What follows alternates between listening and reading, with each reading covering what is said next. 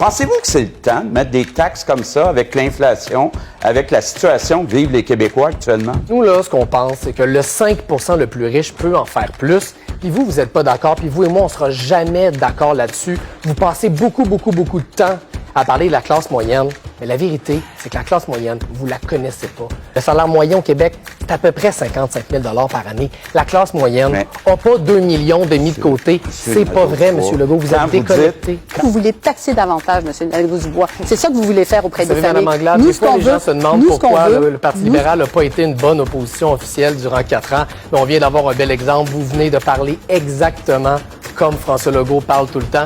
C'est pour ça que vous n'avez pas livré la marchandise comme opposition. Vous voulez pas taxer les gens? Exactement comme François Legault. Vous avez la même vision pour le Québec. D'ailleurs, vous êtes vous-même une ancienne caquiste. Tout est dans tout. Non. M. Nadeau-Dubois arrive et dit, moi, je vais faire 32 milliards de plus de transport collectif. C'est quoi le rapport? Il va annuler quoi? Il va annuler quoi? Bien, d'abord, il y a une chose que je vais annuler, c'est le 3e lien. Ouais. Mais moi, je vais revenir sur le sujet. Les CPE, la liste d'attente, elle a augmenté pendant le mandat de M. Legault. Augmenté. Pourquoi?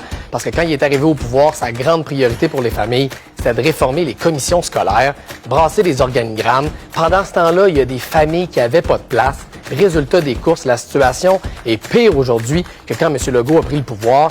Il a échoué à régler la crise en CPE. Nous, on a recruté Myriam Lapointe-Gagnon, une femme qui s'est battue pour ça dans les dernières années. On a une nouvelle équipe, puis on va y arriver à redresser ce système-là qui est tellement important pour le Québec. Je vais vous concéder quelque chose, Mme Anglade. Vous parlez de santé mentale, puis quand vous parlez de santé mentale, je sens que vous êtes sincère, puis que ça vous intéresse pour vrai, puis que ça vous préoccupe.